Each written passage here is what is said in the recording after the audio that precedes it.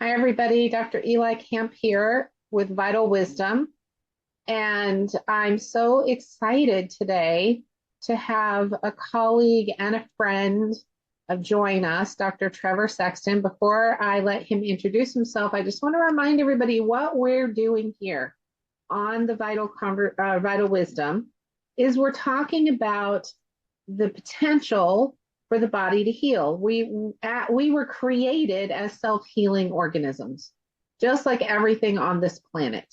And like everything else on the planet, there's rules that have to be followed to be sure that that self-healing can happen, and it can happen quickly and completely, and so that we're thriving in our human existence, right? Plants need water, they need light, animals need food and water, they need to live in a relatively stress-free zone so they're not always running for their life.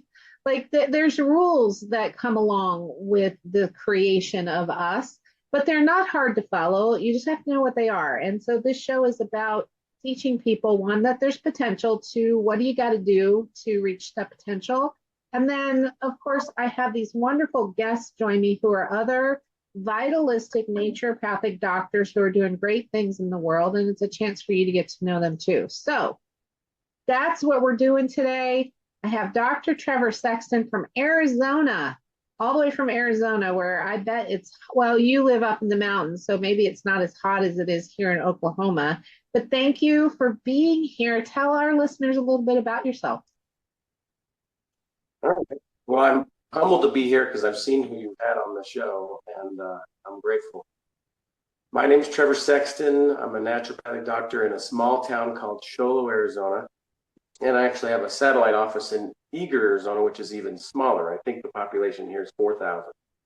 That's, yeah. So, but we also have something I've come to love, and we're going to talk about today. We have black bears and abundant wildlife. And I love it here in the mountains. We're at 7,000 feet.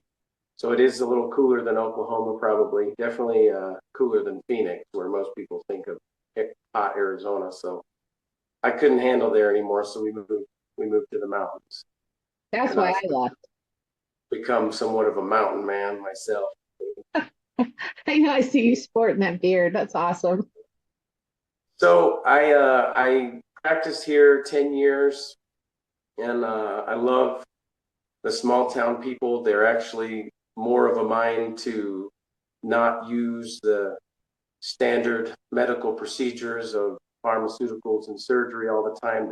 There's a lot of ranchers here, and they're the type where you just kind of put some mud on it and keep going, that sort of thing. And so that's who I love to see in my clinic. And I actually do have a lot of ranchers. Interestingly enough, they come from even New Mexico, which is only about an hour and a half away.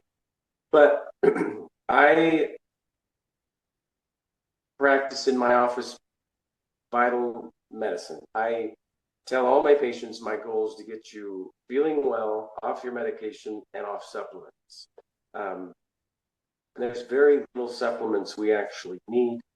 All our medicine should be from food, sunlight, sleep, exercise. That's true medicine. And so I share that with them, and a lot of them are really enthusiastic. Some of them are like a little attached to their supplements, so I have some, convincing and converting to do. But eventually, people come around because they're like, I really just feel better, and I don't have to take all that stuff. This is nice. So that's how I've been practicing the last 10 years. I have a plan model where, depending on the severity of your issues, if you only need to see me quarterly, that's one tier of plan that you see me for the year. It's kind of the insurance plan as well, where we just have that regular, let's keep you on the wagon sort of medicine. And then I have others where you come multiple times a week, and obviously those are higher up, but everything in between. And it's really worked out well because it kind of it is like an insurance to people, but they see the value as they get that regular naturopathic treatment. Whether I have a hyperbaric chamber in my office, we do hydrotherapy in the office, I do acupuncture, I do homeopathy, herbal medicine. I do it, a lot of it. I can even prescribe here in Arizona, so often my prescribing is lowering the dose, which is always fun when you're calling the pharmacy and say, well, we need to lower this patient's dose until finally they're off. A good community of small town people, and it's neat. It's neat having 2 clinics now, but that keeps me busy, more So busy than I want to. So where's your other? So you have one clinic in Show Low. Where's the other clinic? it's a little town called Eager. It's they're an hour from each other. So that's where I am today, is in Eager. We're starting off slow, but I have enough patients from New Mexico and this area that I thought, well, I should start building up here, and it's filling up fast. So I actually would love to move to this town, but my wife says no because it's too small. So Well, here we are. the wives are the bosses, really, in a lot of cases. So you're just so you know, and I'm okay with it because we can hear you just fine, but your internet connection's a little laggy. So for those of you watching, he's a real person. Uh, I'm not in. There's my tongue. yeah, tongue and pulse diagnosis. That was a good one. So No, okay. I just in. So you see people in person? Do you do virtual medicine at all? I do. I'm trying to actually grow that because I have patients in Georgia and Oregon and Texas, California. So I'm able to do all I'm able to do virtually except for acupuncture. So I'm actually taking a trip to Oregon in a couple weeks, and I have a couple patients there. And I said, hey, I'll be passing by your town with my family. You want some acupuncture? So we'll do some at-home acupuncture in Oregon. Cool. But you really, with the right education, a little bit of coaching, a little bit of motivation, I think it's wonderful what medicine can do. Yeah, I see a lot of remote patients as well, and I write them a script for a stim machine for constitutional hydrotherapy, and I've done lots of recorded training so that I can teach people remotely how to do this for themselves. If there were practitioners Oh, near that's them, I'd send them into the practitioner to have it done, but there aren't. And so the only option I have is to train them how to do it at home. And of course, there's other hydros that don't need the stim machine, but that just like Emerald, what's his name? Degrassi, kick it up a notch once we get that stim added into the constitutional hydro. So yeah, that's great. So you can see people in the clinic, you do virtual, sometimes make house calls at a distance. That's really cool. I did that for a long time too. Um, and you use the word vital medicine. So to share with people what's your version of vitalistic medicine? They've heard mine a bazillion times. yeah. Well, you mentioned at the beginning how we believe that our body innately wants to heal itself. It's not actually always breaking down. It's always healing and wants to heal. And when given the right conditions, it does. And so for me, in my practice, I use the Carroll method. So we're finding a baseline. Here's the food you need to avoid. Here's 2 foods you should avoid together. That's just a baseline for health. And I tell people, after we've done all the cleanup and you are healed in the next year or 2, that's your cure for the rest of your life, is just keep that food avoidance according to the Carroll method. After that, I use a lot of biotherapeutic drainage, so detox therapies to get organ systems, depending if someone has prostate issues or thyroid issues or you name it, we're cleaning up different organ systems, and in time, as they heal and they get off their thyroid medicine, I've done that a number of times now, that it's just neat to tell a patient, look, you don't have to take this for the rest of your life unless you're lacking a thyroid. But and so we do a lot of detox therapies. Along the way, I'm using homeopathy in the form of drainage or just constitutional homeopathy. And then I'm doing a lot of herbal medicine, especially for acute scenarios. and that's just to manage as they get off maybe medications or something, and then we get off the supplements and herbs too. But it really brought me to this idea where, oh, I have rheumatoid arthritis. You can see some old wonky fingers here from this is it's funny, it hasn't changed since I was a teenager, so it hasn't gotten worse, but that's about what it is. But I've really studied these various diets and tried them on myself. And so food to me, I know it's not the 100% of the issue, but 100% of the time it's always part of the issue. Is that what the saying? Yeah, someone said that, but it has moved me to where, like, we think, what's the best diet for humans, for people? We have good diets for livestock. There's the ideal diet for various wild animals and zoo animals and so forth. And I thought, what's best for us? And so you hear of people who switch to vegan and a lot of their health issues just go away and they feel great. I'm like, that's awesome. That actually what got me started. Was I tried that, and by being vegan, I avoided dairy, so inevitably I felt great because that's my food. Ah, right. And then I didn't feel great. It was kind of it kind of plateaued. And then you hear people, I don't know if you know Dr. Jordan Peterson's daughter, who has rheumatoid arthritis, and she went carnivore, and as long as she's eating carnivore, she has no arthritis symptoms. So there's this big disparity between those two diets, and they kind of go like, you're wrong. I'm like, no, maybe you're both right. And so in looking at diet, that's what I love exercise. I know how valuable it is. That's huge. I should do it more. I know. But I've looked at diet predominantly because our standard American diet is so far removed from what's natural. And so that's where it gave me this idea that we should eat like the bears. And this is your new book, right? That's my new book. Eat bears, stop eating like a pig. Yeah, eat like the bears, stop eating like a pig.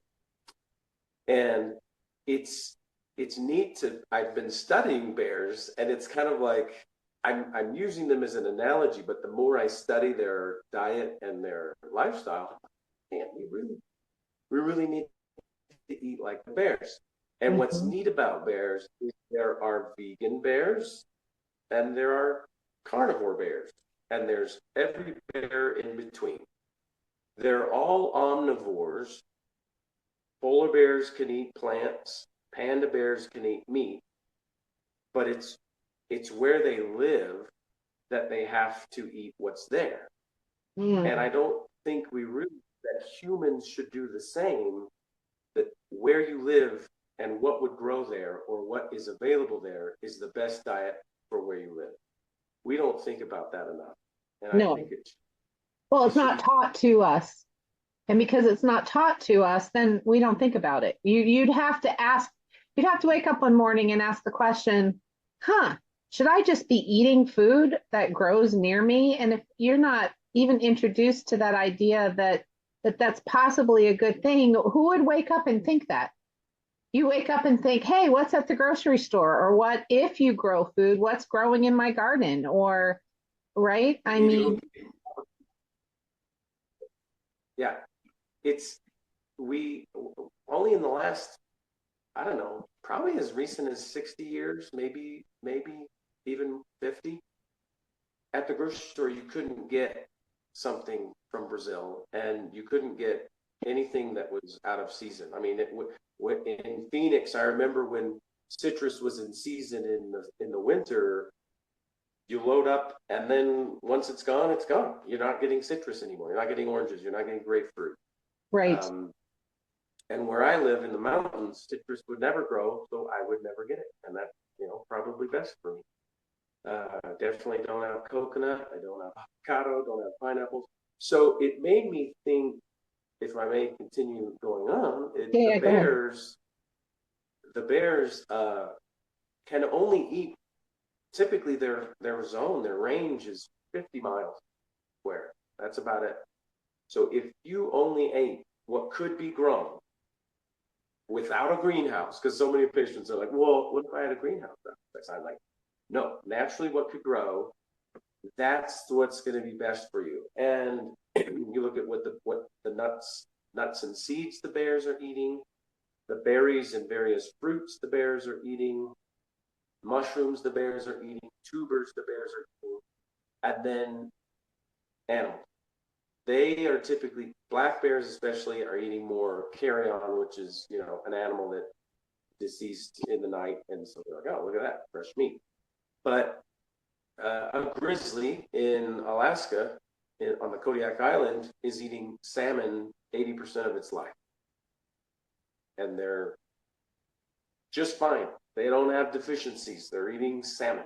And 20% of the time, when there's a 2-month period where berries and various plants are available, they're probably really enjoying that. I know I had a patient who lived in Alaska and hunted bears and moose and all that stuff, and he said that the grizzlies would sit among a huge field of blueberries and just be eating blueberries all day long for weeks. They didn't have any deficiencies. They were fine. They were eating what God, what nature, what the earth was providing right then and there, and being sort of that apex predator, no one's bothering them. Lucky them. Right. But that's the same for us. No one's out to kill us, but we have the stress of life, our driving and our jobs and our home life. If it's not safe. So there's so many aspects to a bear's diet and the way they eat. I've even studied they sleep as long as us, and they sometimes have 2 sleeps, like humans sometimes used to have, where you slept for 4 hours here in this part of the night, you might have been awake for an hour or 2, and then you slept for another 4 hours. And bears do that. Some bears sleep 8-9 hours all through the night, especially as it gets colder.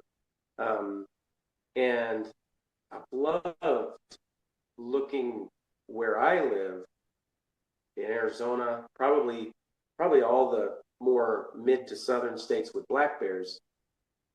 Black bears they're really about 80% vegetarian.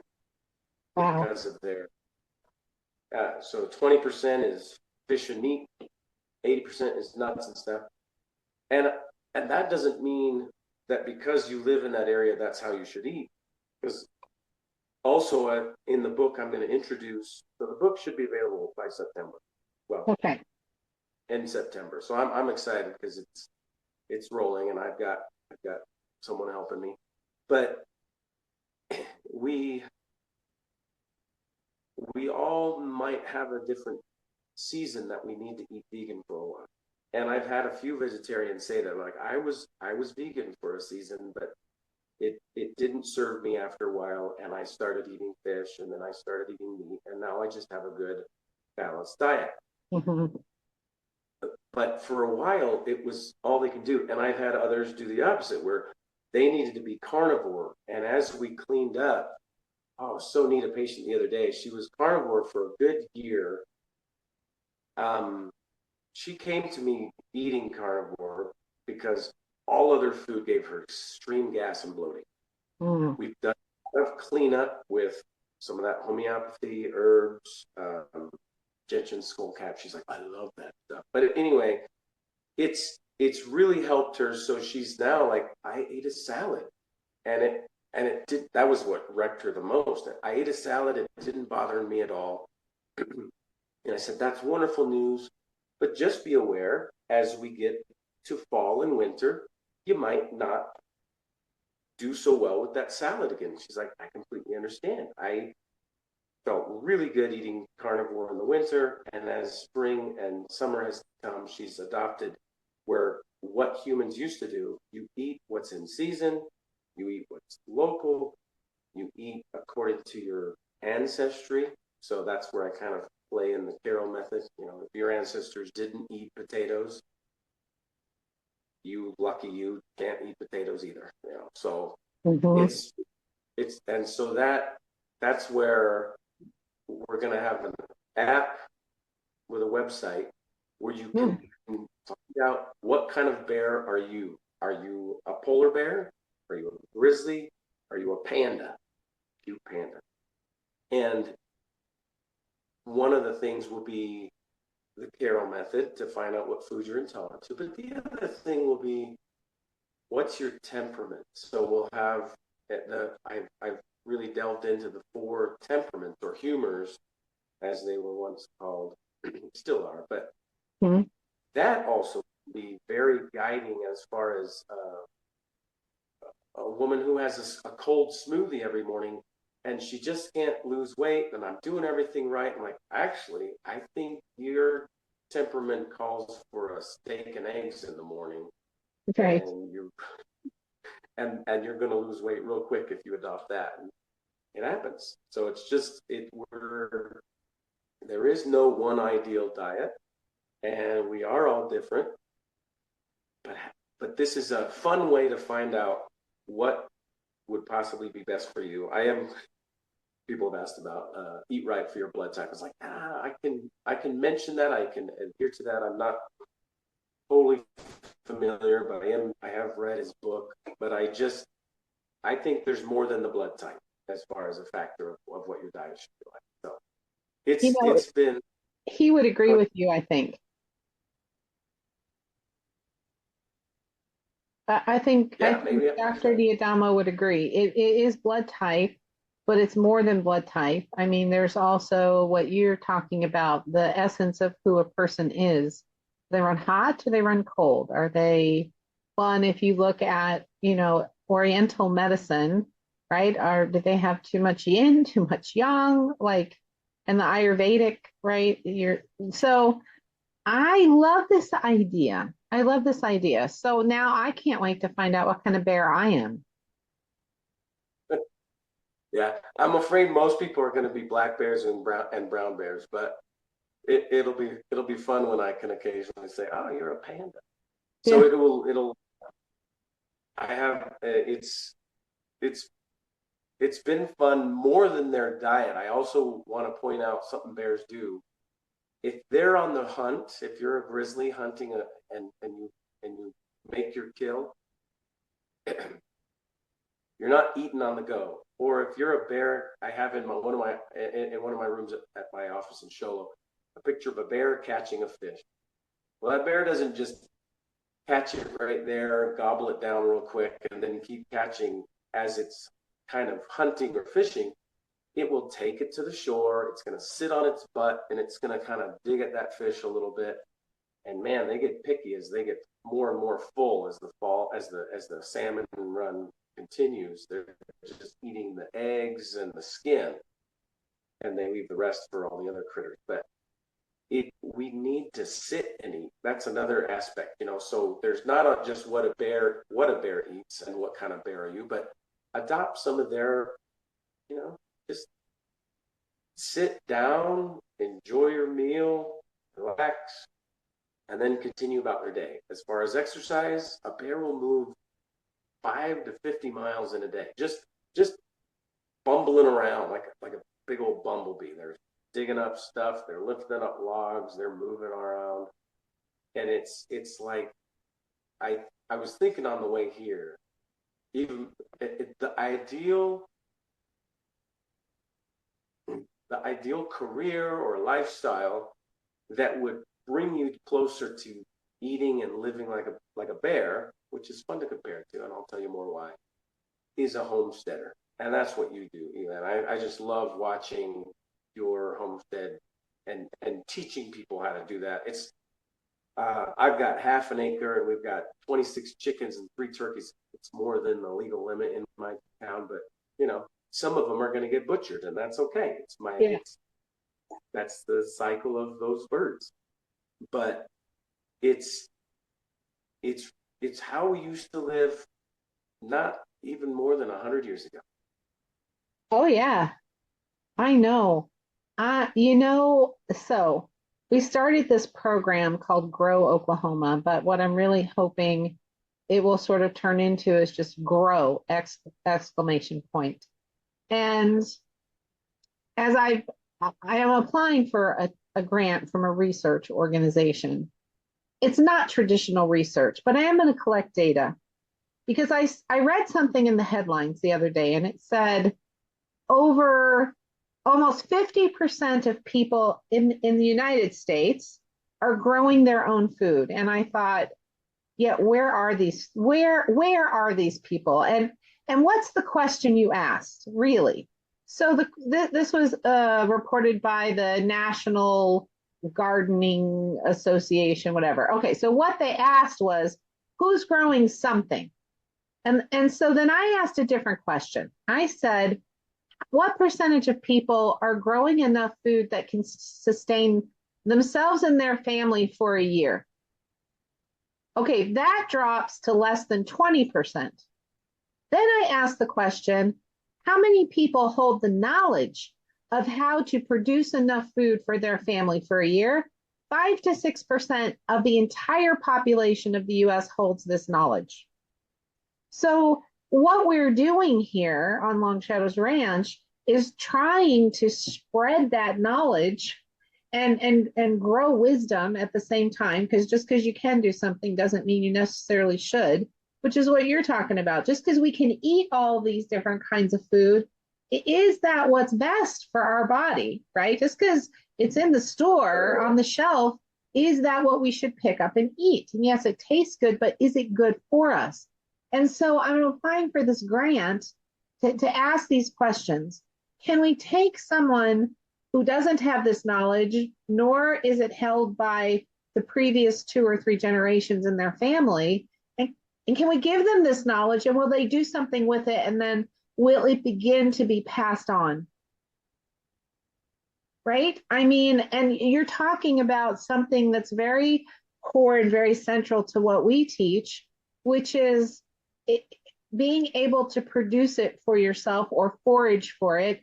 You know, foraging's tough if you're not in a place where there's land with food growing around that you can go forage on. But you certainly don't need very much land in order to grow enough food to feed your family. You can go vertical.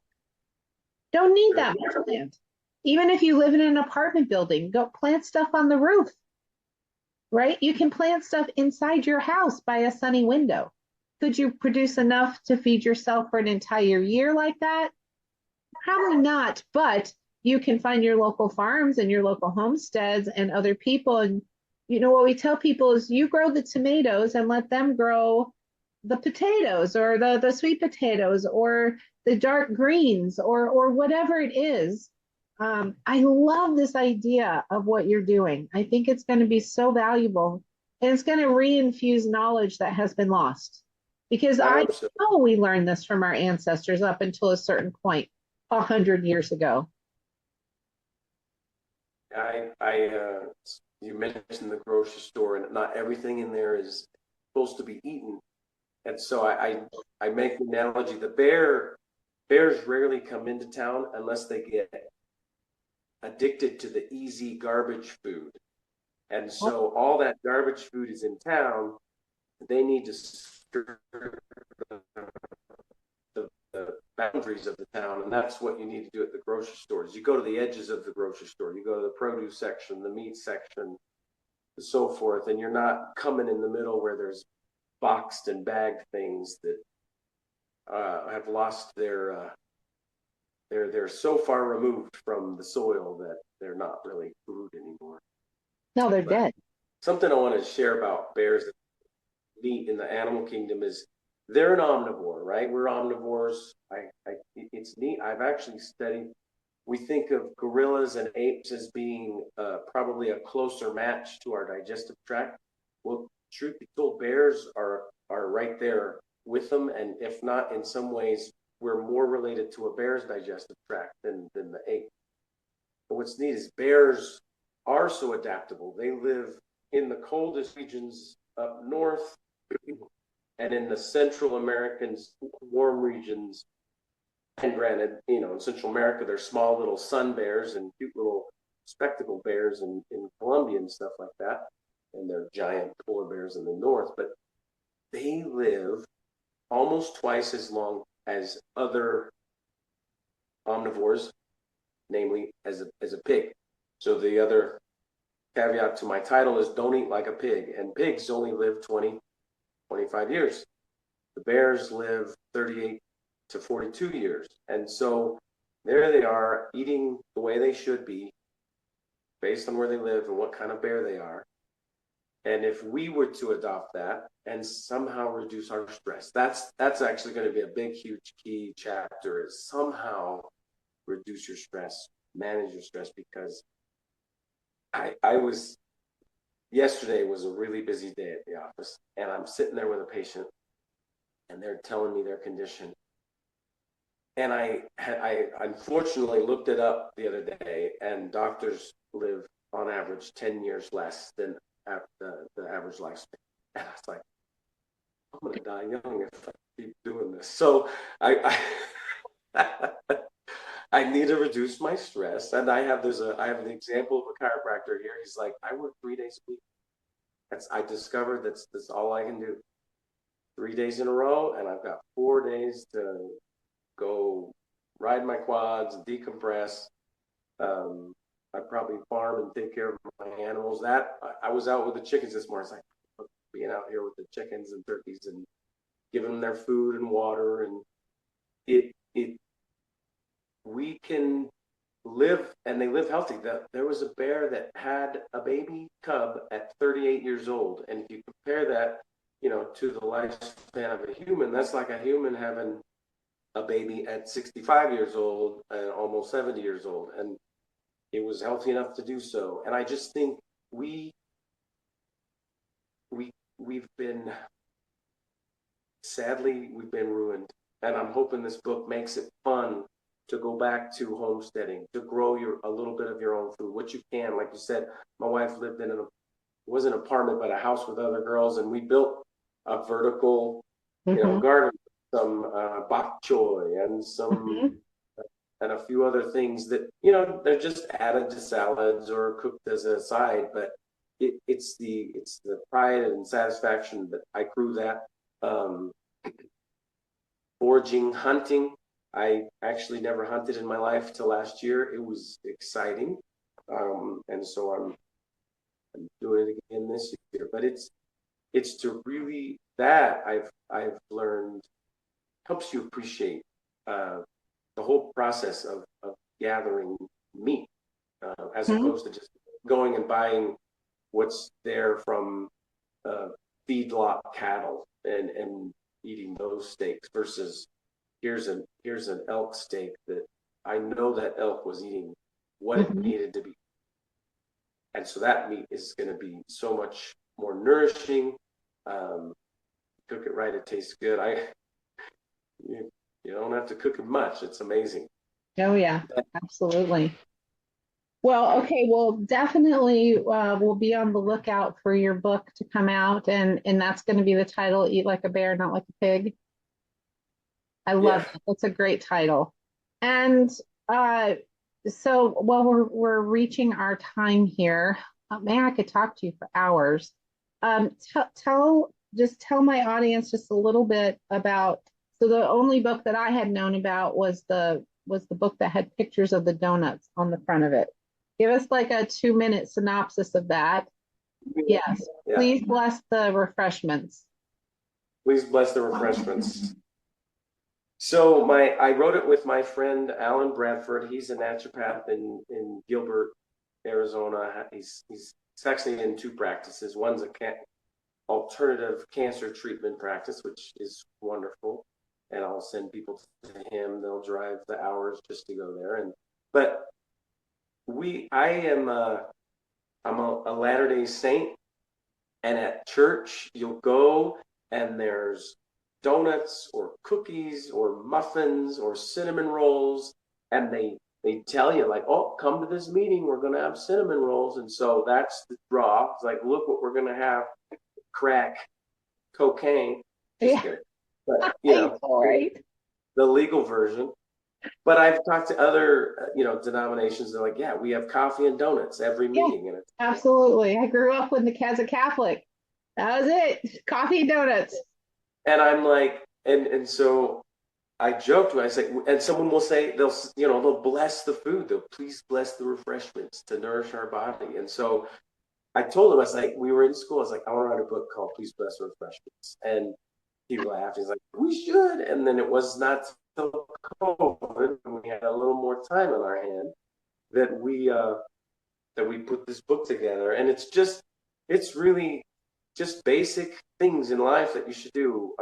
Proper sleep hygiene, your own personal home hydrotherapy, the two foods that tend to dominate food addiction, sugar and dairy.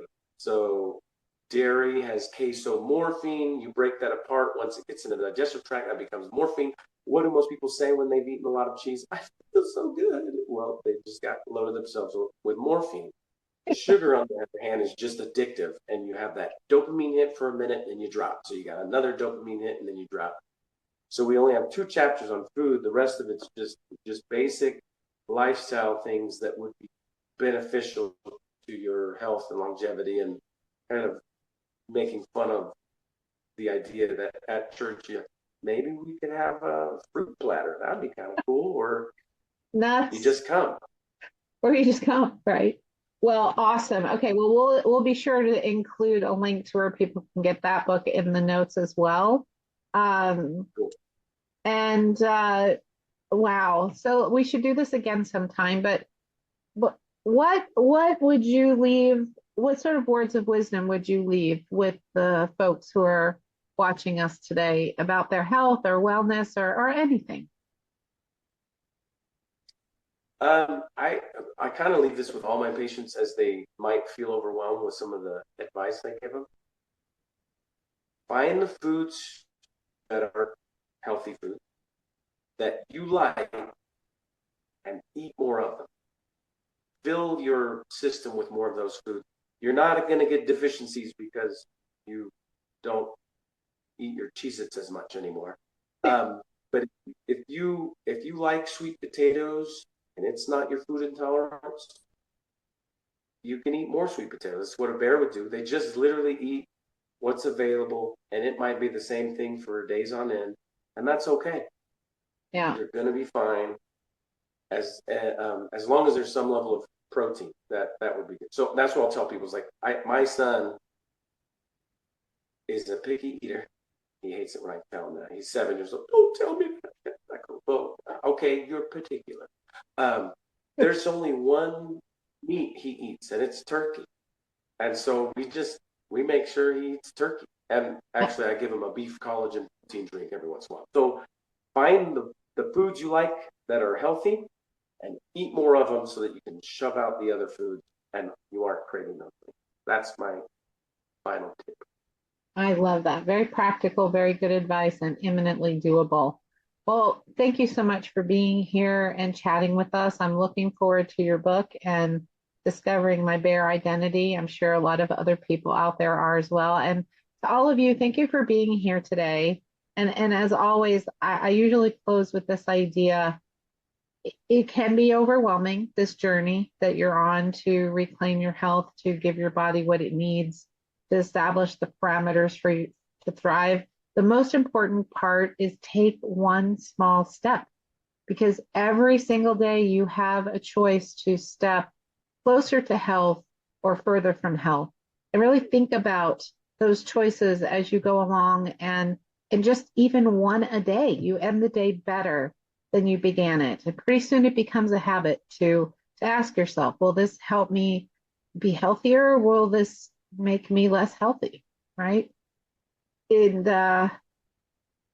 yeah, so I hope everyone has a great week. Thanks again for being here, Dr. Sexton.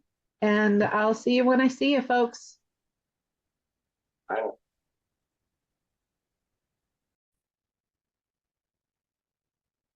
Thanks for joining me today. For those of you who have written and emailed and are interested in my books and other offerings, I wrote The Unvaccinated Child as a resource guide for parents and caregivers to navigate childhood illnesses in a natural and healthy way. And while the intended group was the unvaccinated, it turns out it's an important resource for the vaccinated kids as well, since vaccines do not necessarily prevent illness. Smoke Rings is another book I wrote, and that's to help smokers support their health, regardless if they plan to quit or not. So for people who smoke, love a smoker, used to smoke, continue to smoke, this book helps you be your healthiest version. And when I say it is judgment-free, it is absolutely judgment-free. You're free to make the choices you make. I'd just like you to find better health while you make those choices. My most recent book, Homeopathy, A Foundational Approach, is really great for someone, whether they're a complete beginner or they've already been practicing homeopathy. It starts at the beginning and it guides the readers through the basics and on into first aid and acute practice, so you can start using homeopathy right away. That's the most important thing to me, is to get folks using homeopathy in their everyday life. My workshops and courses can be found at either ecampnd.com or longshadowsranch.net. Have a great week. Again, thanks for joining me and thanks for your support.